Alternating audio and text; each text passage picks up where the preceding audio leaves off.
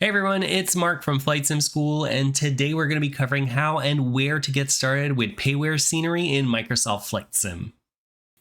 We're going to do a tour of everything that you should know, including tips for making sure that you have the best experience with them, how to get the best deals around, some potential issues that you could run into, and we're going to start off by looking at why you should even consider spending on third-party scenery in the first place. So if that sounds interesting to you, make sure to stick around. Let's be honest, the default airports in Flight Sim are very generic and they don't have much detail to them. They get the job done so that you always have somewhere to take off and land, but the gates, the buildings, and especially the ground textures all look very plain. The only exceptions to that really are the handcrafted airports that come with the world updates. Those do look pretty good. But the great thing about buying a third-party airport is it gives you the ability to create that same customized experience with the places that you like to fly into and out of the most.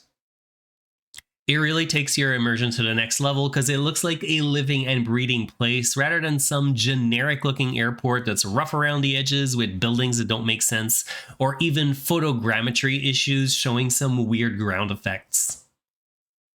Now, I will admit, for the longest time, I resisted getting third-party scenery, mostly because I felt like you only spend a couple of minutes on either end of the flight at the airport, so you don't really get your money's worth, at least not as much as you would with a third-party airplane.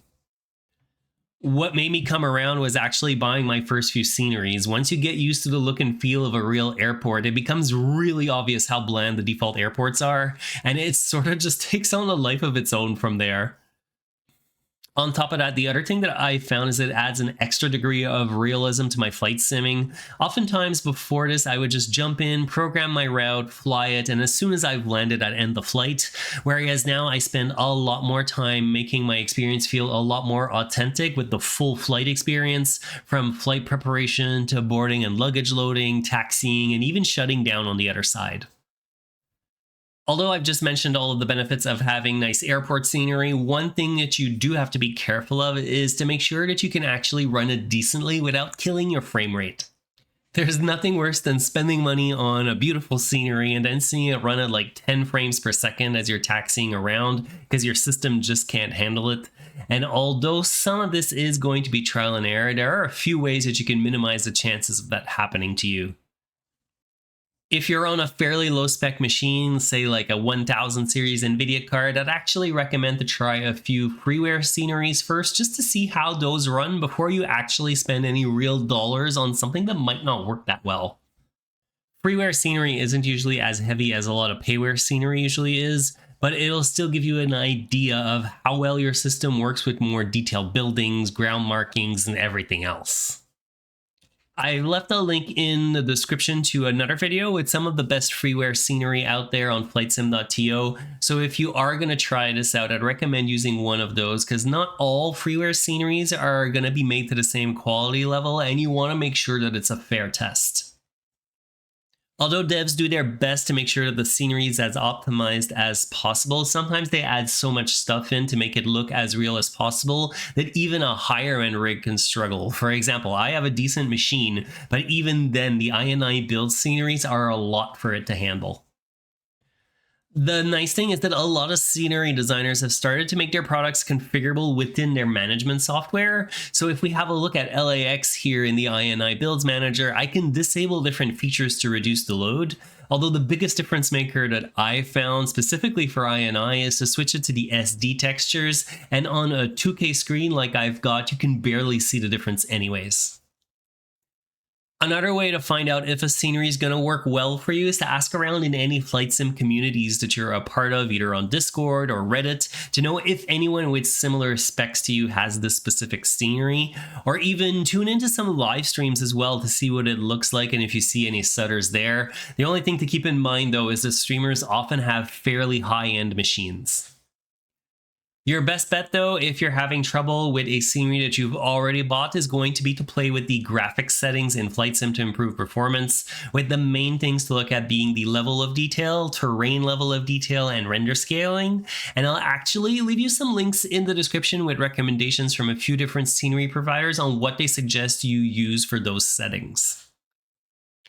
It's also really important to make sure that you don't have any conflicts with other nearby scenery as well, like within a couple of miles of each other, let's say. Oftentimes, these won't play well together and they could either cause weird effects or even crashes to desktop.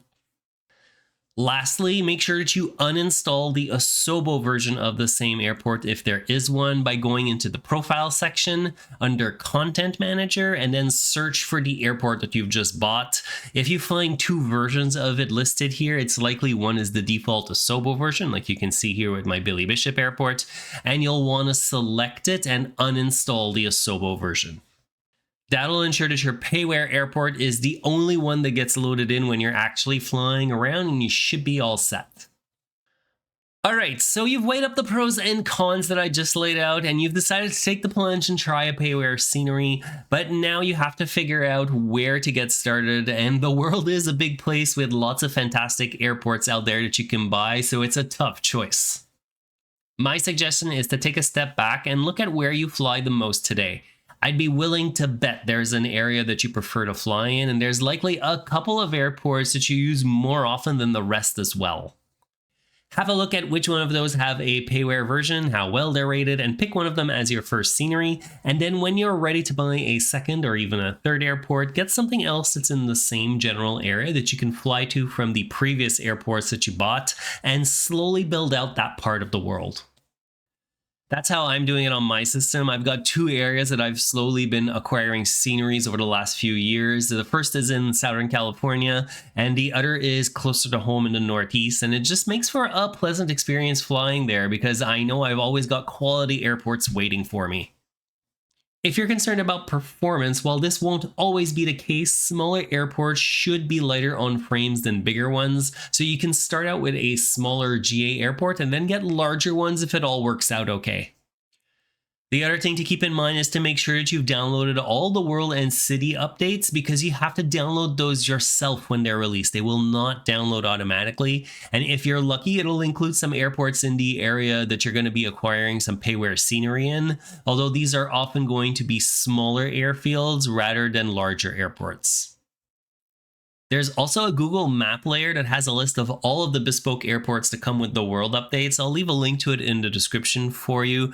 I find it really useful both for flying in the areas where I do have Payware scenery because sometimes it'll add a couple of things here and there, or potentially if I'm flying somewhere new, it allows me to pick an airport that's going to look pretty good as well.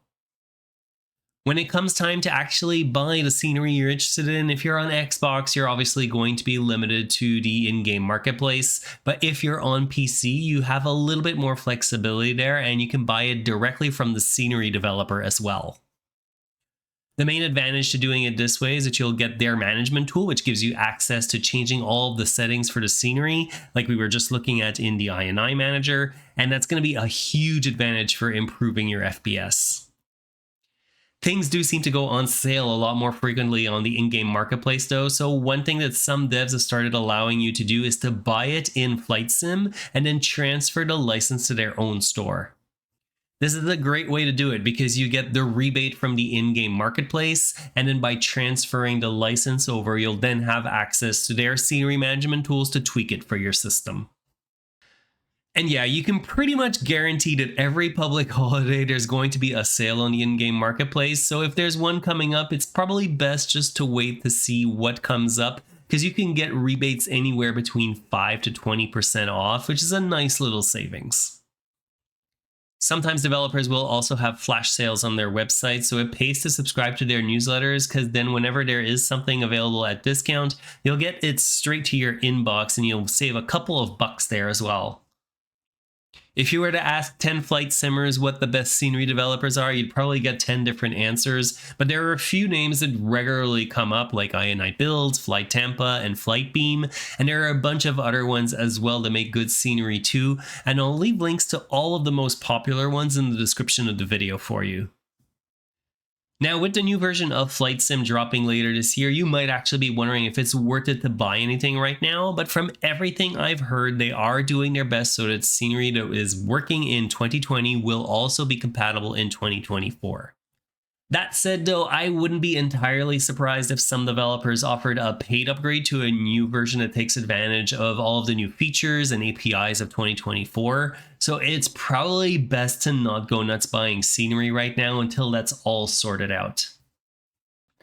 The last thing I want to look at isn't specific to a single airport, but instead it applies to larger parts of the world and can go a long way to making the world feel a little bit more real. The first of those is We Love VFR's scenery updates that are available for free on flightsim.to. They add a bunch of things that you'd see on the ground, like antennas, satellite dishes, construction cranes, and even chimneys that'll blow smoke and steam depending on the weather.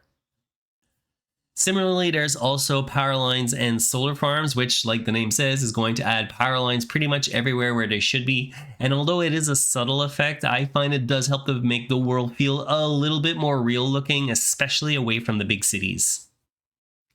The next one that I really recommend, especially if you fly into and out of smaller airports, is Real Taxiways, which is distributed by JustFlight, but it's actually been developed by Black Square.